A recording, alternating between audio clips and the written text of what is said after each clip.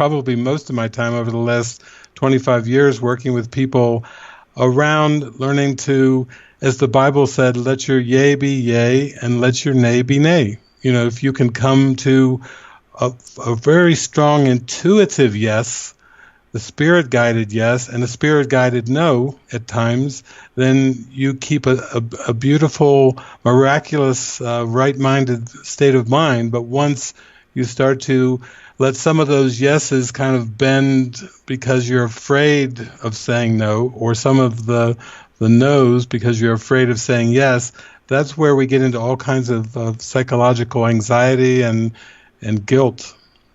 Interesting. So you're saying that as long as we are firmly rooted in a spirit-driven yes or a spirit-driven no, we're not people-pleasing anymore. When we're listening to that one voice and we're acting based on that guidance that we're receiving, there's no need then to be concerned about everybody else. Is that what you're saying? Yeah, that's exactly it. That right-minded decisions made with our intuition, with spirit, keep us scot-free of anxiety and fear and doubt, and keep us in our strength. We feel very empowered, very much like we are the light of the world, shining and sharing and extending. And I would say, too, that as soon as you even make a prayer to the Spirit and you say, please help my yeses be a firm yes and my no's be a firm no, so I'm not wavering and waffling, then we're sent people in our lives that will give us an opportunity to practice this.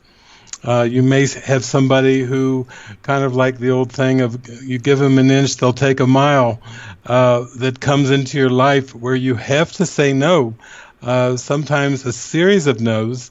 And the Spirit wants you to say no to that because it's, in one sense, it's not your strength and it's not helping them or you by trying to play into their defenses and their weaknesses.